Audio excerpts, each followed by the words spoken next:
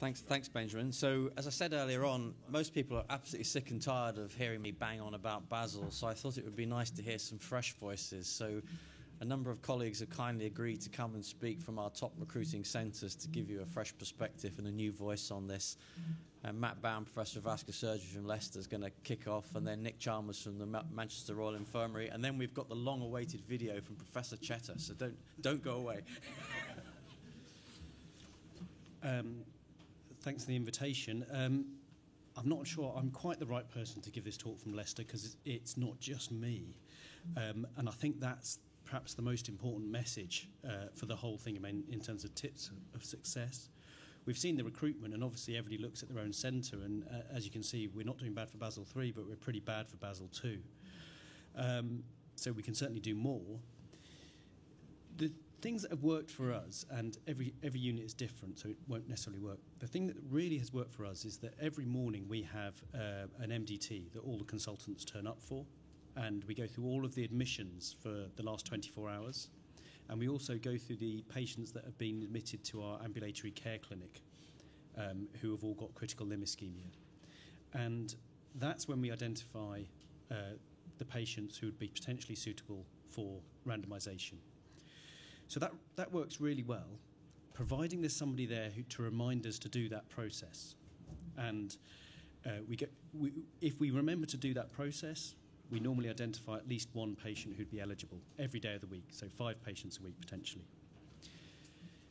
The other thing that's worked really well for us is that we've got a really zealous academic trainee who believes in recruitment. And, you know, if I had one slide, I'd have a picture of Thanos, our trainee, because largely recruitment has been driven by this one individual. And I think that's going to be a problem for us because we're going to lose him soon, and then that comes down to us then as a consultant body to drive this. Not every unit can necessarily replicate that, but I do think there is a role of trainees, and I know there's a TPDs meeting this afternoon that's, a lot of people are at. And there are other specialties that have requirements for recruitment into national trials as part of their annual ARCP global objectives. And so that would be an interesting one to see whether we could introduce in vascular surgery.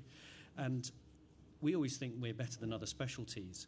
And some of those other specialties often get a really bad sort of rap in terms of what they do. So the one specialty that has included in their global objectives trainees to recruit is orthopaedics. So, can we be better than the orthopaedic surgeons? Well, there's a challenge. So the other thing our academic trainee has done is actually they fill in every single bit of paperwork and every single bit of the form. So we don't have to worry about that.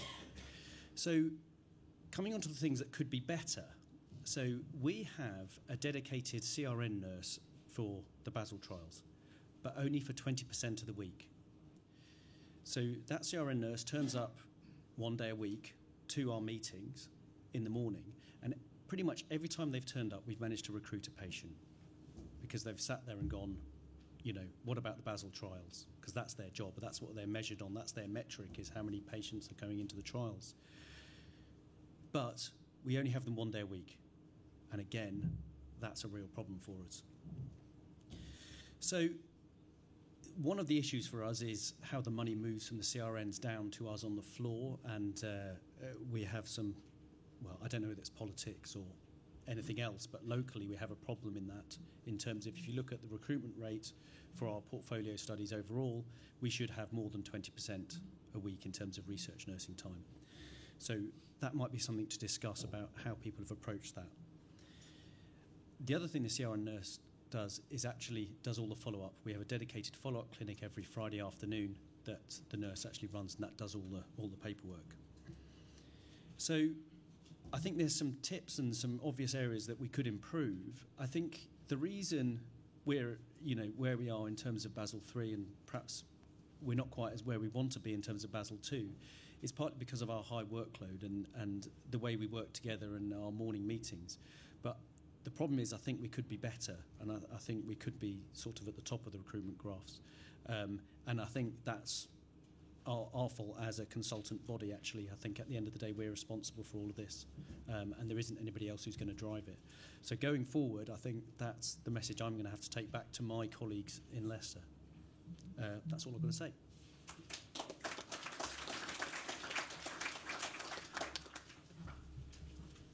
So next, thanks Nick. Nick and I have known each other for a long time. We were trainees together back in the Edinburgh Royal Infirmary about 100 years ago.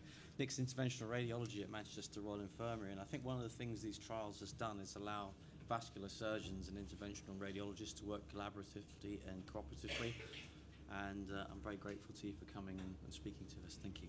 Well, you're very welcome, Andrew, but I am a little bit embarrassed because I see from the list we're not at the top of the recruitment list, so representing the good recruiters is a little bit uncomfortable for me, but I can go through one or two of the reasons why I think we have managed to succeed and some of the reasons why we're still having difficulties. We were dreadful recruiters for Basel I, and I think that's because in those days we didn't have clinical equipoise. You know, uncertainty was a weakness, and we as good clinicians knew how best to treat our patients, and that was by endovascular first whenever possible. But as I've got older, you know, consultant colleagues have changed, and our new vascular surgery colleagues are much more open-minded. As I've gone greyer, my area of grey uncertainty has increased over the years, and now we're not so confident that we know automatically how best to treat our patients, or even if our treatments are doing any benefit at all. As far as barriers to recruitment are concerned, I agree with Jonas that the best way to diagnose patients for Basel II is via a catheter angiogram.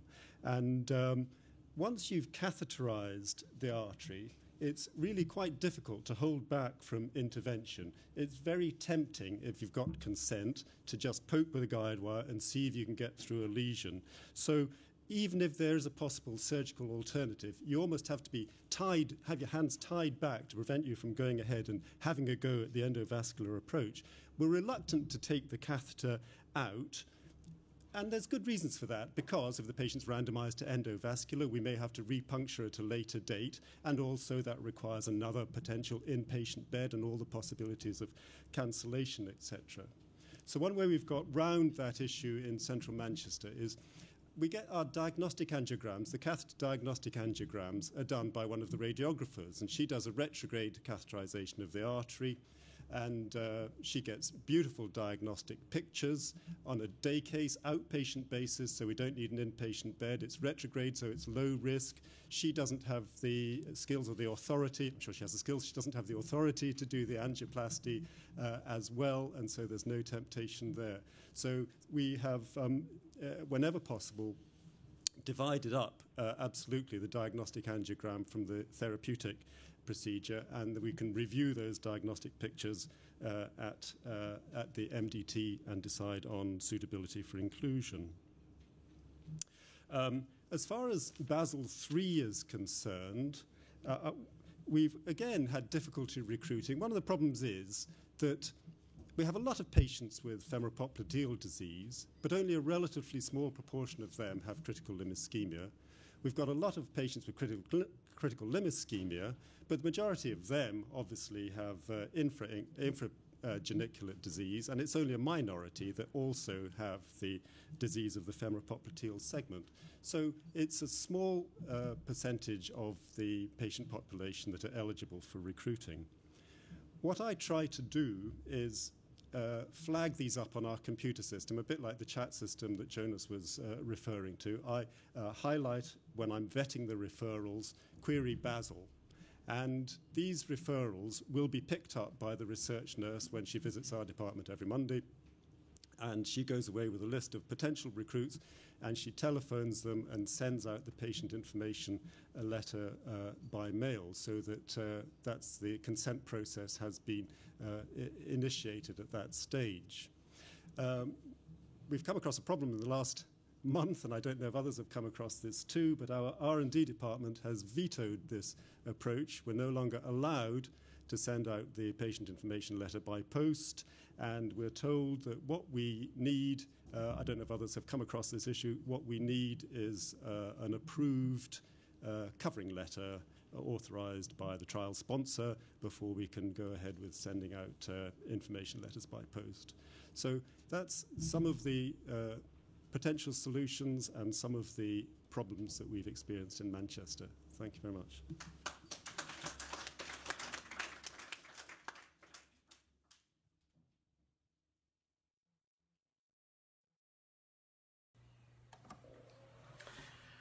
Hi, I'm Professor Ian Chetter. I'm Professor of Surgery at Hull York Medical School. I'm local PI for the Basel trials. I've been asked by Professor Bradbury to do a short video to summarise why we in Hull are the top recruiter in the UK for Basel II and are doing so well with recruitment for Basel III. Probably the most important factor is having proactive research nurses. We have a research nurse on every morning ward round, and therefore any patient that comes in with severe limb ischemia is identified straight away. Patients, when they're admitted with severe limb ischemia, are identified, and the nurses provide them with patient information sheets for both the Basel II and the Basel III trial. If possible, patients are sent down for a vein map and for an arterial duplex, and therefore we can predict whether they'll be recruitable for the certainly for the Basel III study, and often for the Basel II study. The research nurses also attend our weekly MDT to pick up any outpatient angiograms on patients with severe limb ischemia who may be suitable for either Basel II or Basel III. They also go through, the research nurses also go through the waiting lists for patients who have been booked for urgent outpatient angioplasties for critical ischemia, and contact the patient prior to their admission to gauge any interest in Basel II or Basel III. So the main reason for our successful recruitment strategy is having proactive research nurses. My colleagues also state that one of the other main driving factors is that all the consultant vascular surgeons and all the consultant interventional radiologists have bought into the trial and are happy to put patients into the trial and randomise patients if at all possible. They also say that having me at the MDT meeting, giving them aggravation if they don't randomise potentially suitable patients is also a driving factor. So in summary, the reason why we've been so successful is we have proactive research nurses who actively look for patients, and all the consultant vascular surgeons and vascular interventional radiologists are bought into both Basel trials. I think they're important studies that need to be done to help guide future evidence-based decision making for vascular surgeons and vascular patients. Thank you. Sorry I couldn't be with you today, but I'm at the SAC in London. Okay, bye. Hope you have a good meeting.